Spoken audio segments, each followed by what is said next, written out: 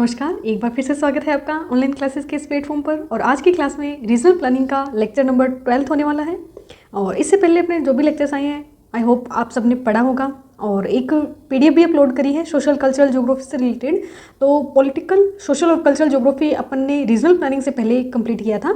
तो उससे रिलेटेड जो भी प्रीवियस ईयर के क्वेश्चंस है विद एक्सप्लेनेशन आपको प्रोवाइड किए गए हैं। पॉलिटिकल ज्योग्राफी, सोशल ज्योग्राफी और कल्चरल ज्योग्राफी, ये सभी कि एक पीडीएफ है कंबाइंड ऑब्जेक्टिव क्वेश्चंस की एक्सप्लेनेशन के साथ है। आप उन सब क्वेश्चंस को एक बार करिए और आपको कोई प्रॉब्लम नहीं होगी, क्योंकि बहुत अच्छे से मैंने सारे जो लेक्चर्स लिए हैं उनमें सारे कंसेप्ट क्लियर कराए हुए हैं। तो एक बार आप इस पीडीएफ को देखिए, अपने क्वेश्चंस की प्रैक्टिस है उनको देखिए। इसके बाद रीजनल प्लानिंग के जो भी क्वेश्चंस हैं वो डिस्कस करेंगे। तो आज का लेक्चर 12th लेक्चर है अपना। और इससे पहले अपन ने कसौटी या क्राइटेरिया पढ़े थे, रीजनल प्लानिंग के क्राइटेरिया पढ़े थे। जैसे कि किसी एक क्षेत्र का अपने को रीजनल प्लान तैयार करना है, एक रीजन का प्लान तैयार करना है, तो उसके लिए अपन क्या करेंगे, किसी एक प्रदेश या देश का मॉडल बना के, उसको मॉडल मान के, अपना प्रदेश है जो अपन ने सेलेक्ट किया है प्लानिंग के लिए, उसको अपन उस मॉडल के बेसिस पे वहाँ प्रति व्यक्ति आया है उसको किस प्रकार से अपन निर्धारित करेंगे, शिक्षा का स्तर कैसा रखेंगे, टेक्नोलॉजी का स्तर है वो कैसा रखेंगे। तो मॉडल मान के अपन कर सकते हैं, या फिर उस स्थान के संदर्भ में भी हम उस जो क्षेत्र है अपना उसका नियोजन कर सकते हैं, प्लानिंग तैयार कर सकते हैं। या फिर वहाँ की सामाजिक आर्थिक स्थितियाँ कैसी है, तो उस हिसाब से भी हम उसका नियोजन कर सकते हैं सामाजिक आर्थिक स्थितियों के आधार पर। तो ये अपना रीजनल प्लानिंग का जो चैप्टर है वो काफ़ी लंबा चल रहा है। तो इसमें और क्या क्या जो टॉपिक्स हैं वो रह गए वो अपन देख लेते हैं, ताकि आपको एक कन्फ्यूजन नहीं हो और ऐसे नहीं लगे कि ये चैप्टर है वो कब कंप्लीट होगा, कहाँ किस डायरेक्शन में अपना चैप्टर चल रहा है। तो अपने भारत में प्रादेशिक असंतुलन पढ़ा था। प्रादेशिक संतुलन को मापने की अपन ने कसौटी देखी थी इससे पहले, और भारत में प्रादेशिक असंतुलन भी पढ़ा था अपन ने। इसमें मोनी का वर्क है, चित्तीदार विकास क्या होता है, वो सब अपन ने देखा था कंसेप्ट। तो भारत में प्रादेशिक असंतुलन देख लिया था, प्रादेशिक असंतुलन को मापने का क्राइटेरिया क्या है वो देख लिया था। और आज की क्लास में हम तकनीक डिस्कस करेंगे, टेक्निक्स कौन कौन सी है, PCAT टेक्निक्स है वो किस प्रकार की टेक्निक है, रेंज मेथड क्या होता है, रेंज मेथड, क्वार्टाइल इंडेक्स क्या है। इससे रिलेटेड काफ़ी सारी टर्म्स हैं जो आपने पहली बार सुनी होगी और बहुत मुश्किल है इनको, आप और कहीं आपको कोई वीडियो नहीं मिलेगा इससे रिलेटेड। क्वार्टाइल इंडेक्स क्या होता है, रेंज मेथड क्या है, PCAT टेक्निक क्या है, तो ये सब अपन टेक्निक्स पढ़ेंगे आज की क्लास में। इसके बाद विकास के संकेतक पढ़ेंगे, आर्थिक विकास क्या है, सामाजिक विकास के संकेतक क्या है, औद्योगिक विकास क्या होता है, कृषि में रिलेटेड विकास के संकेतक क्या क्या हैं, वो सब देखेंगे। और इसमें अपन एक इंपॉर्टेंट कंसेप्ट देखें, HDI का जो कंसेप्ट होता है, HDR एक रिपोर्ट होती है, ह्यूमन डेवलपमेंट रिपोर्ट। उसके द्वारा ये एक सूचकांक जारी किया जाता है, UNDP इसको प्रकाशित करता है रिपोर्ट को, UNDP। तो इसको अपन डिटेल में डिस्कस करेंगे जो कि नेक्स्ट लेक्चर में आएगा। आज की क्लास में हम टेक्निक्स पढ़ेंगे और विकास के संकेतक पढ़ेंगे। इसके बाद अपन भारत में प्रादेशिक नियोजन पढ़ेंगे, भारत में क्या क्या अभी नियोजन को लेकर जो बड़ी बड़ी प्लानिंग्स हैं उनसे रिलेटेड वर्क देखेंगे। जैसे दामोदर नदी घाटी परियोजना है, दामोदर नदी घाटी परियोजना देखेंगे। NCR का डिटेल में देखेंगे, क्योंकि अपने NCR से रिलेटेड हर एग्जाम में क्वेश्चन आता है, दामोदर वैली से रिलेटेड भी आता है। और एक समस्याग्रस्त क्षेत्र का नियोजन, जैसे बस्तर पठार का नियोजन है अपन देखेंगे, बस्तर रीजन जो है, बस्तर क्षेत्र में प्लानिंग उसको देखेंगे अपन। और इससे रिलेटेड भी जैसे पर्यावरणीय समस्याएं हैं वो क्या क्या है वो सब देखेंगे। तो भारत में प्रादेशिक नियोजन में ये सब चैप्टर आएंगे अपने। समस्याग्रस्त क्षेत्र का नियोजन, जैसे चंबल बेसिन का नियोजन हो गया, तो ये सब देखेंगे अपन।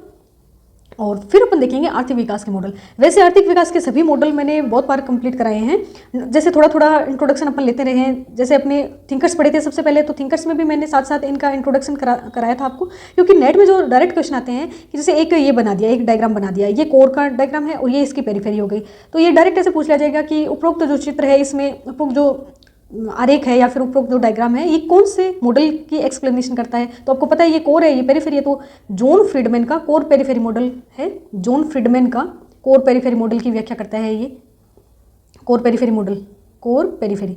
तो ये डायरेक्ट अपने को आया हुआ क्वेश्चन है। ये इस क्षेत्र की रेंज हो गई, रेंज यहाँ तक ये अपनी सेवाएं प्रोवाइड कराता है। ये कोर जो है केंद्र है, ये यहाँ तक अपनी रेंज है, इसकी परास है ये इसका सेवा या वस्तु प्रदान करने का। और मिनिमम थ्रेशोल्ड रिक्वायर होती है किसी भी क्षेत्र या किसी भी सेवा के शुरू करने के लिए। तो वो सब कंसेप्ट अपन देखेंगे। तो आर्थिक विकास के मॉडल, यहाँ मेरा कहने का मतलब ये है कि इसको फिर अपन डिटेल में देखेंगे, साइंटिस्ट को देखेंगे किसने इसको दिया, और बेसिकली उस मॉडल के क्या क्या पहलू हैं, या फिर जस्ट अपनी टर्मिनोलॉजी भी आ जाए कि ये कि किस जो सिद्धांत है उसको एक्सप्लेन करता है, तो वो भी अपने को पता होनी चाहिए। जैसे प्रणोदी उद्योग आ गया, प्रणोदी उद्योग क्या होते हैं, प्रपोजिव या इंडस्ट्री या डायनेमिक इंडस्ट्री क्या है, डायनेमिक इंडस्ट्रीज या फॉरवर्ड बैकवर्ड लिंकेज है, ये किस मॉडल से रिलेटेड है। तो आपको डायरेक्ट पता होना चाहिए कि ये सारे जो कंसेप्ट हैं ये ग्रोथ पोल मॉडल से रिलेटेड हैं। ग्रोथ पोल मॉडल जो है फ्रैंकाई पेरोक्स का, और फ्रैंकाई पेरोक्स के शिष्य समीर अमीन और जो बोर्डविले हैं इन्होंने इस कंसेप्ट को आगे विस्तृत किया है, बोर्डविले ने। तो ये सब चीज़ें आपको सिर्फ नाम से ही कंसेप्ट आपको क्लियर हो जाए, आपको समझ में आ जाए, इसलिए बार बार जो साइंटिस्ट हैं या फिर उनकी टेक्निक्स हैं उनके थ्रू आपको बार बार रिवाइज कराई जा रही है चीज़ें। तो आप भी इस लेक्चर का बेनिफिट लें। PDF इसकी आपको ब्लॉग का लिंक मिल जाएगा डिस्क्रिप्शन में, वहाँ मिल जाएगी। तो आज की क्लास में अपन जो रीजनल इम्बैलेंस है उसको मेजरमेंट करने के लिए कौन कौन सी टेक्निक्स यूज में की जाती हैं, ली जाती हैं, उन सब का डिटेल में एनालिसिस करेंगे। और डायरेक्ट टेक्निक से रिलेटेड क्वेश्चन आएगा, अपने इस टेक्निक को लेकर किस विद्वान ने काम किया है, ऐसे भी क्वेश्चंस पूछे जाते हैं। तो रीजनल इम्बैलेंस को मापन की तकनीकें कौन कौन सी हैं वो आज की क्लास में अपन डिस्कस करने वाले हैं। तो क्यों तकनीक की आवश्यकता क्यों है वो देखते हैं। सबसे पहले तो विकास के मापन के लिए उचित तकनीक का होना आवश्यक है, क्योंकि तकनीक है वो अपने को एक बेसिक एक ओवरलाइन या ओवरले प्रस्तुत करती है, बेसिक अपने को एक अंडरस्टैंडिंग बता देती है कि अगर ये इसमें ज़्यादा वेरिएबल्स हैं तो ये टेक्निक काम में ले लेंगे, इसमें कम वेरिएबल है तो ये टेक्निक लगेंगे, बड़ा क्षेत्र है, बड़ी क्षेत्रीय इकाई है तो ये टेक्निक काम में ले लेंगे। तो इस प्रकार से एक बेसिक अपने को पता होना चाहिए, तब अपना वो टेक्निक यूज़ कर लेंगे। तो टेक्निक्स का यूज़ किन किन बातों पर निर्भर करता है। मापन की शुद्धता देखनी हो अपने को, किस प्रकार के आंकड़े उपलब्ध हैं, गुणात्मक आंकड़े हैं या फिर संख्यात्मक आंकड़े हैं, वो भी अपने को पता होना चाहिए। कम आंकड़े उपलब्ध हैं, कोई ऐतिहासिक क्षेत्र है उसका अपने को नियोजन करना है, तो इस प्रकार से आंकड़ों की उपलब्धता कितनी है, आंकड़ों की प्रकृति कैसी है, आंकड़ों की नेचर कैसी है, उस पर डिपेंड करता है। और अनुसंधान करता रिसर्चर जो है उसकी दक्षता कैसी है, वो कितना एफिशिएंट है, किस प्रकार की टेक्निक को लेकर वो, जैसे एक अपन ने PC80 टेक्निक का एग्जांपल लिया, और एक ऐसा नियोजन करता है जिसको कंप्यूटर का बिल्कुल नॉलेज नहीं है, कंप्यूटर का नॉलेज नहीं है, स्टैटिक्स का नॉलेज नहीं है, तो वो ये टेक्निक है यूज नहीं ले सकता। तो अनुसंधानकर्ता की दक्षता भी उतनी ही महत्वपूर्ण है। नेक्स्ट है कि समय की अवधि, अपने जो भी एक प्लानिंग कर रहे हैं उसमें अपने एक लंबा समय है वो यूज़ कर रहे हैं या एक छोटे समय में ही अपने को एक एरिया है उसका प्लानिंग करना है, तो उस हिसाब से भी अपन टेक्निक का चयन कर सकते हैं। नेक्स्ट है अनुसंधान का उद्देश्य क्या है, किस उद्देश्य को लेकर अपन अनुसंधान कर रहे हैं उससे संबंधित हो गया। तो ये सब तकनीक के चयन के लिए कुछ महत्वपूर्ण कारक हैं। और अब अपन टेक्निक पढ़ेंगे। तो टेक्निक्स बेसिकली दो प्रकार की होती हैं, सांख्यिकी या मात्रात्मक विधियां और गुणात्मक विधियां। तो गुणात्मक विधियां में देखेंगे बहुत इजी सी हैं वो, तो सांख्यिकी या स्टैटिस्टिकल मेथड है, क्वांटिटेटिव मेथड है, ये काफ़ी इंपॉर्टेंट है, इनको देखते हैं अपन। सबसे पहला अपना है कि क्रम या कोटि संकलन, कोटि योग विधि। अगर ये दोनों नाम याद नहीं रखना चाहो तो समेशन ऑफ रैंक ये याद रख सकते हो। समेशन ऑफ रैंक जैसे सम से पता चल रहा है, सम का मतलब होता है ऐड करना, एडिशन, कुछ जोड़ना या योग करना, जोड़ या योग। तो ये इस मेथड में क्या होगा कि जो भी अपन मेथड्स हो, जो भी अपने क्षेत्रीय इकाई होंगी, जो अपने उनका जो भी अपने पास रिजल्ट आएगा उनका फिर अपन ऐड करेंगे लास्ट में। तो ये समेशन से इस अपने को पता चल रहा है। नेक्स्ट है कि इस विधि में किसी क्षेत्र विशेष में जितनी क्षेत्रीय इकाइयां हैं उन्हें विकास के प्रत्येक सूचक के अनुसार क्रमबद्ध किया जाता है। सबसे पहले तो क्रमबद्ध करेंगे। नेक्स्ट मेथड पढ़ेंगे, उसमें भी अपन आरोही या अवरोही, जैसे इसमें उच्चतर क्रम से निम्नतम क्रम की ओर चल रहे हैं अपन, हाईएस्ट ऑर्डर से लोवेस्ट ऑर्डर की तरफ जा रहे हैं अपन। और नेक्स्ट वाला आएगा उसमें भी अवरोही क्रम ही यूज होगा, तो इसमें भी अवरोही क्रम है, क्रमानुसार उन इकाइयों को अपन व्यवस्थित करेंगे। फिर क्या होगा कि प्रत्येक क्षेत्रीय इकाई का दिए गए सभी क्रमों का योग उस क्षेत्र के विकास स्तर का प्रतीक होगा। तो जैसे अपन ने क्षेत्रीय इकाइयाँ ली, ऐसे कुछ अपन ने पार्टीशन कर दिया इनका, फिर इनका जो भी वैल्यू होगी उन सब का ऐड करके अपन उसका निष्कर्ष निकालेंगे। तो अगर ये समेशन है ये ज़्यादा होता है तो उसका क्या है, विकास का स्तर ज़्यादा होगा। यह विधि क्षेत्रीय असमानताओं को समझने की सबसे सरल विधि है तथा इसमें कोरोप्लित मैप जो है उसका प्रयोग किया जाता है। वर्णमात्री जो मानचित्र हैं उनका इसमें प्रयोग किया जाता है, वर्णमात्री मानचित्र का प्रयोग किया जाता है। तो ये भी पूछा जा सकता है। इन सब में लगभग कोरोप्लित जो मैप्स हैं उनका ही वर्क है। और इसका एक आलोचना कह सकते हैं अपन या उपयोगिता कह सकते हैं। उपयोगिता इसकी है कि ये सभी सूचकों को एक समान मान देती है, इसमें जितने भी अपन ने इकाइयाँ ली है उन सब की वैल्यू है वो इक्वल होती है। कम क्षेत्रीय इकाई संख्या वाले क्षेत्रों के लिए अधिक उपयोगी है। तो अब अगर अपने को ये पूछ लिया जाए कि अधिक क्षेत्रीय इकाई वाले जो क्षेत्र हैं उनके लिए कौन सी मेथड काम में लेंगे, तो अपन ये समेशन ऑफ रैंक तो नहीं लेंगे, क्योंकि अगर अपने को 1 से लेकर 15 तक का क्रम अगर अपने को मैनेज करना पड़े, फिर हम इसमें भी वैल्यू निकाले, 15 तक वैल्यू निकाले, फिर उनका ऐड करें, तो ये काफ़ी मेथड है, ये काफ़ी लंबा हो जाएगा। तो ये कम क्षेत्रीय इकाई जैसे 1 से 5 हो गया, 1 से 4 हो गया, इनके लिए बेस्ट है। तो ये मेथड कम क्षेत्रीय इकाई वाले क्षेत्र हैं उनके लिए ज़्यादा उपयोगी है। नेक्स्ट है चतुर्थक सूचकांक या क्वार्टाइल इंडेक्स। क्वार्टाइल इंडेक्स बहुत इंपॉर्टेंट है, इसमें अशोक मित्रा का वर्क आता है, ये अपने को ध्यान रखना है। अपने से डायरेक्ट ऐसे नेट में क्वेश्चन पूछा जाता है कि ऐसा कौन सा मेथड है जो अशोक मित्रा ने काम में लिया है, के.वी. सुंदरम ने काम में लिया है। तो ये सब अपने को ध्यान रखना है कि सर्वाधिक उपयोग में ली जाने वाली है और सबसे उत्तम विधि है। सर्वाधिक उपयोगी और उत्तम विधि है। इसमें किसी एक सूचक के क्षेत्रीय इकाइयों के मान को क्रम अनुसार व्यूह सारणी में एक मैट्रिक्स टाइप का बना लिया जाता है, एक मैट्रिक्स टाइप का, एक सारणी टाइप की बना ली जाती है। और फिर उसमें यहाँ अपने को जो भी इकाइयाँ लेनी है, उन सब के नाम लिखे जाते हैं और उनको 4 भागों में विभाजित कर लिया जाता है। अब इसका नाम क्वार्टाइल इंडेक्स है, इसलिए यहाँ इस नाम से भी पता चल रहा है क्वार्टाइल इंडेक्स का। और इसको आगे फिर विकसित रूप है इसका, वो है षष्टमक, अष्टमक, तो उसमें 8-8 भाग भी बनाए जाते हैं। तो अशोक मित्रा ने जो विधि उपयोग की है उसका ऑक्टाइल मेथड उसमें यूज़ किया है, उसमें बराबर 8 भागों में विभाजित किया है किसी भी क्षेत्रीय इकाई को। तो ऑक्टाइल या अष्टमक मेथड काम में लिया है अशोक मित्रा ने, तो ये आप ध्यान रखना। क्वार्टाइल इंडेक्स मेथड को समझते हैं अपन। 4 समान भागों में विभाजित कर लिया, प्रत्येक चतुर्थक में कुल श्रेणी का 25% भाग है। जैसे 100 अपन एक इकाई एक क्षेत्र को अपन 100% मान ले तो उसमें 25 करके 4 बराबर भाग बन जाएंगे।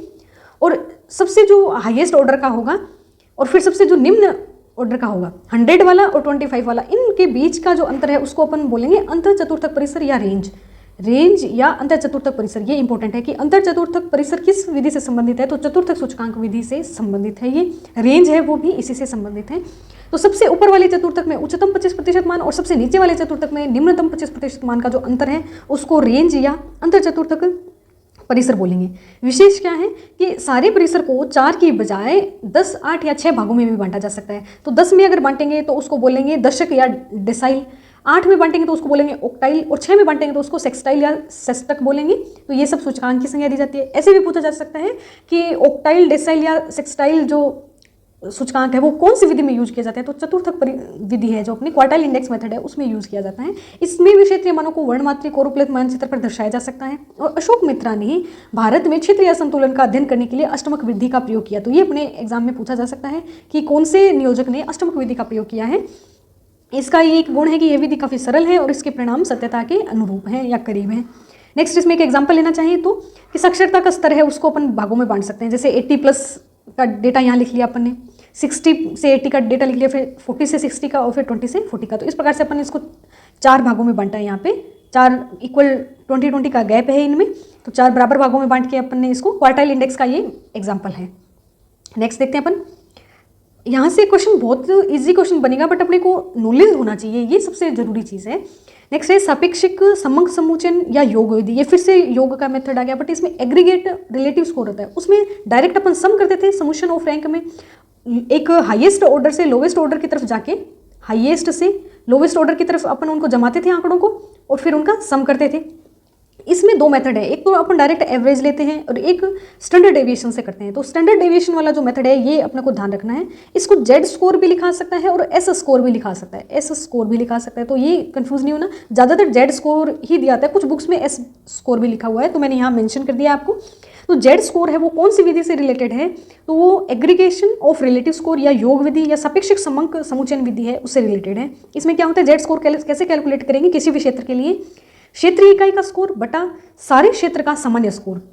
क्षेत्रीय इकाई के स्कोर को अगर पूरे क्षेत्र का जो स्कोर है टोटल का डिवाइड कर देंगे तो वो क्या आ जाएगा, जेड स्कोर। तो ये इसमें क्या है, एवरेज निकाला है, तो ये ज़्यादा सूटेबल नहीं है ये वाला मेथड, क्योंकि ये एक आंकड़ों का पूरी तरह से प्रतिनिधित्व नहीं करता। नेक्स्ट देखते हैं, इसमें फिर ये भी है कि अगर जेड स्कोर किसी भी जेड स्कोर का जैसे अपन ने एक इकाई के लिए यूज किया, सामाजिक विकास की किसी एक इकाई के लिए अपन ने ये जेड स्कोर निकाला, फिर दूसरी इकाई के लिए जेड स्कोर निकाला, फिर तीसरी के लिए निकाला, तो इसमें क्या होगा, इनका योग करके फिर अपन बताएंगे कि अगर जेड स्कोर का वैल्यू हाई है, जेड स्कोर हाई है, तो वहाँ पर डेवलपमेंट जो है, विकास का स्तर है वो भी हाई होगा। तो ये इसके बेसिस पर अपन रिजल्ट निकालते हैं। नेक्स्ट है एक यही इसका ही एक दूसरा मेथड है जेड स्कोर कैलकुलेट करने का, स्टैंडर्ड डेविएशन से। तो इसमें क्या होता है कि वास्तविक मान माइनस जो एवरेज लिया है, मध्य मान लिया है, हाईएस्ट और लोवेस्ट के बीच का जो मान है, मध्य मान निकाला है, उसको माइनस करेंगे, फिर उसमें स्टैंडर्ड डेविएशन है, कितने का विचलन आया है उसका अगर डिवाइड करेंगे तो ये जेड स्कोर कैलकुलेट हो सकता है। तो ये भी जेड स्कोर कैलकुलेट करने की विधि है और ये विधि अधिक बेस्ट है क्योंकि ये केवल माध्य पर या एवरेज पर आधारित नहीं होकर संपूर्ण क्षेत्र में एक सूचकांक विशेष के संपूर्ण आंकड़ों के वितरण पर आधारित है। तो ये मेथड ज़्यादा बेटर है। तो जेड स्कोर कैलकुलेट करने का फॉर्मूला है या फिर जेड स्कोर कौन सी मेथड से रिलेटेड है ये भी पूछा जा सकता है। वैसे इतना इंपॉर्टेंट नहीं है ये विधि। Quartile index, range method, PC AT, ये कुछ इंपॉर्टेंट है मेथड है, 3 ही ज़्यादा इंपॉर्टेंट है, इनसे रिलेटेड क्वेश्चन ज़्यादा पूछे जाते हैं। नेक्स्ट देखते हैं रेंज कैटेगराइजेशन या वर्गीकरण परिसर मेथड। तो वर्गीकरण परिसर मतलब रेंज के अकॉर्डिंग अपन डिवाइड कर दें या क्लासिफाइड कर दें तो उस पर रिलेटेड मेथड है ये।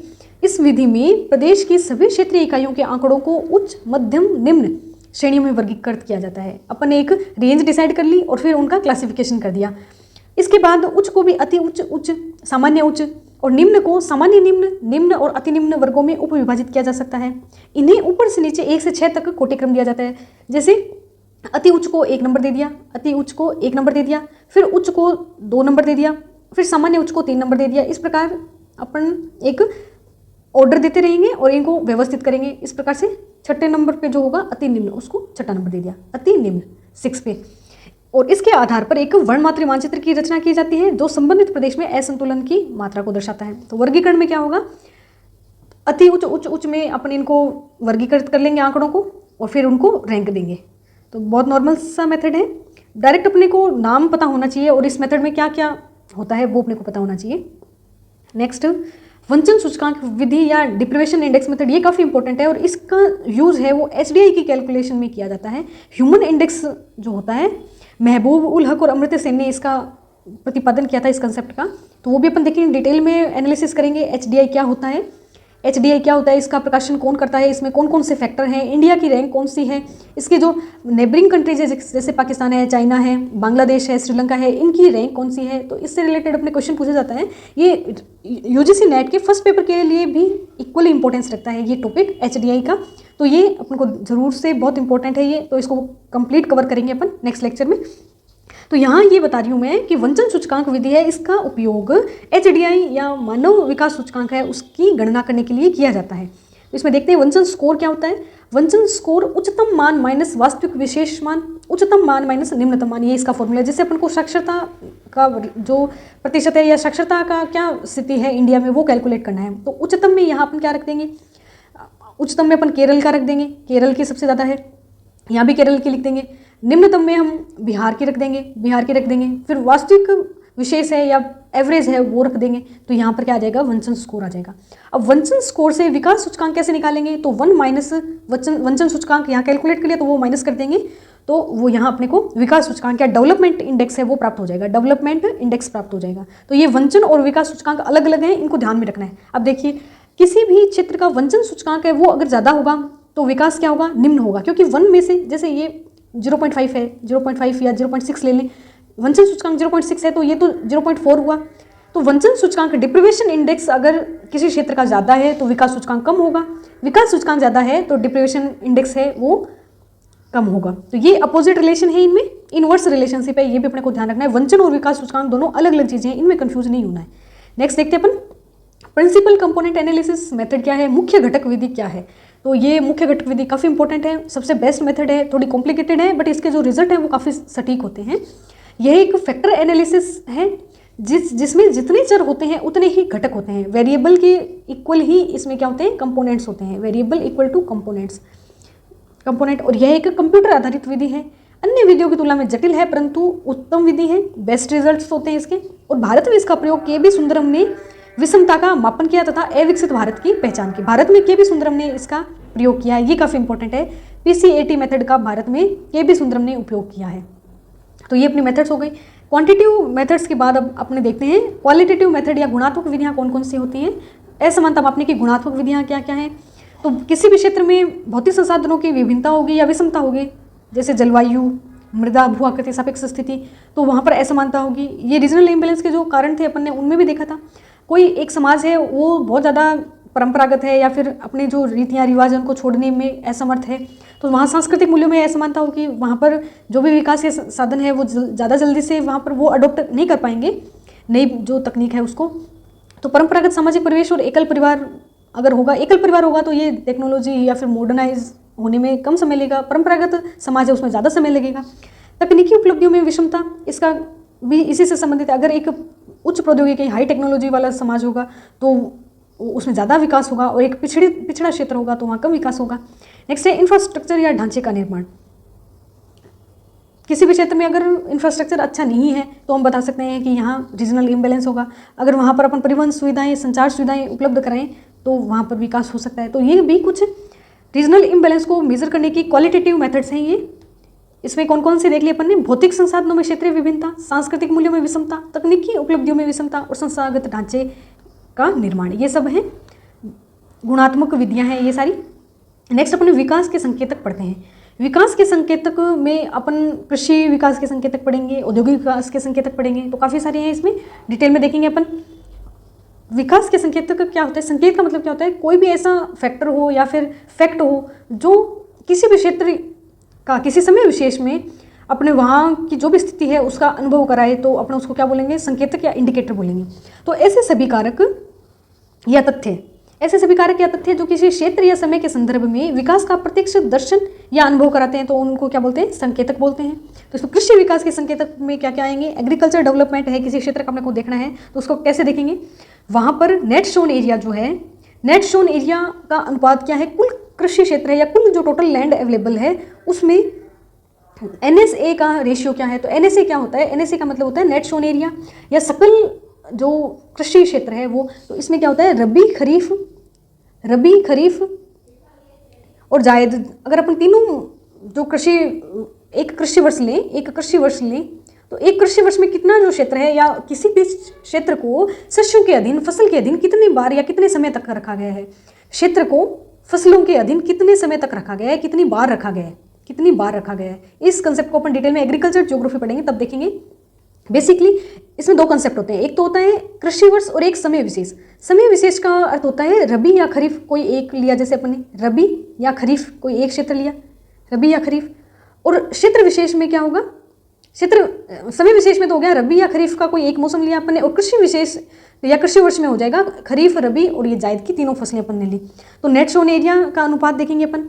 शस्य गहनता क्या होगी, GSA अपॉन NSA इंटू 100। तो GSA में तो क्या आएगा, कोई एक समय विशेष आएगा, और NSA में पूरा एक कृषि वर्ष लेंगे अपन, तो ये इसका अनुपात है, उसको 100 से डिवाइड कर देंगे, मल्टीप्लाई कर देंगे, तो ये शस्य गहनता आ जाएगी। ये 100 ये परसेंट में होती है और 100 से 300 के बीच में होती है, 100 से 300 के बीच में होती है ऑलवेज। सबसे ज़्यादा जो है वो अपने पंजाब की है, 189 पंजाब की है, और सबसे कम है वो मिज़ोरम की है, मिज़ोरम की सबसे कम है 100 है, 100 मिज़ोरम की है और पंजाब की 189 है। तो ये 100 से 300 के बीच रहती है, और 189 और 100 है, ये भी अपन ने देख ली। सिंचाई गहनता का मतलब है इरिगेशन का, वहाँ पर क्या जो रेशियो रहता है या मात्रा कितनी है वो रहती है, तो सिंचाई गहनता होगी। जैसे कि तमिलनाडु है, वहाँ पर तालाबों से या जो पथरीली भूमि है वहाँ पर पानी को स्टोर करके वहाँ पर सिंचाई की जाती है। राजस्थान में कुएं नलकूपों से की जाती है।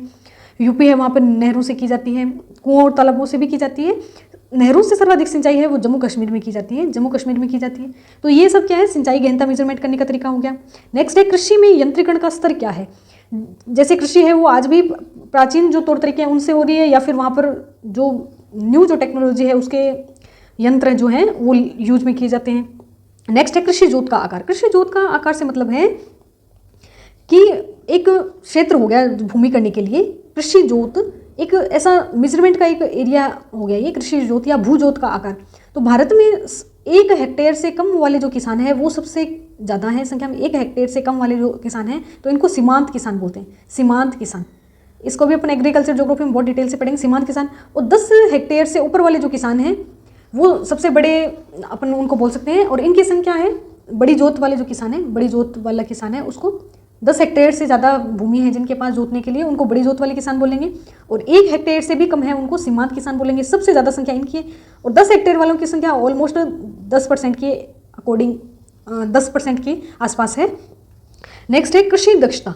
कृषि दक्षता का मतलब है कि प्राप्त होने वाला लाभ। कृषि दक्षता वर्तमान में घट रही है क्योंकि जो किसान है वो कृषि का यंत्रीकरण ज़्यादा होने से उसका जो खर्च है कृषि का वो बहुत ज़्यादा बढ़ गया है। तो प्राप्त होने वाला लाभ, प्रोडक्शन तो बढ़ा है, ये अपने को पता है प्रोडक्शन बढ़ा है, पर जो लाभ है वो कम हो गया क्योंकि उसका खर्चा है वो उर्वरक पर और जो यंत्र है उन पर ज़्यादा खर्च हो रहा है। यंत्रीकरण और उर्वरक पर इनका ज़्यादा खर्च होने के कारण कृषि दक्षता है उसमें कमी आई है।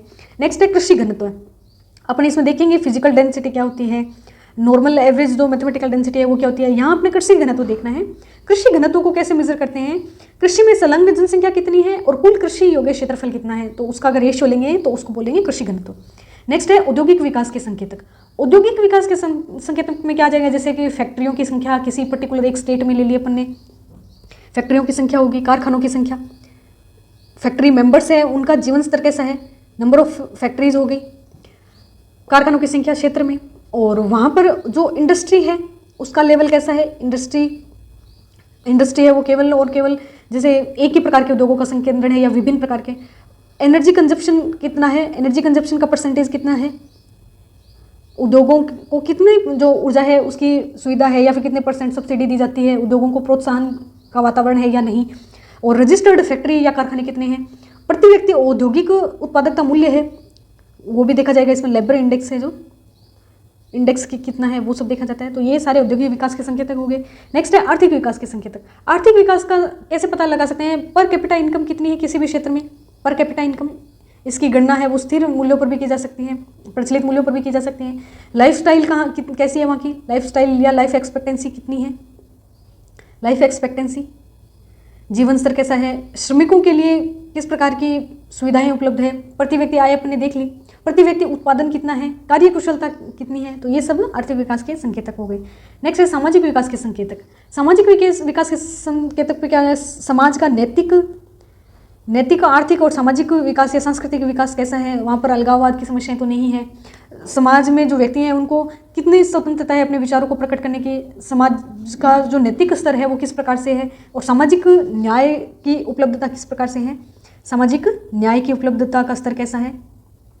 तो ये सारे सामाजिक संकेतक हो गए, उपलब्धता स्तर है। ये ज़्यादातर पूछे नहीं जाते बट एक चैप्टर को कराने का एक वे होता है, तो उसी हिसाब से अपने को इसमें काम करना है।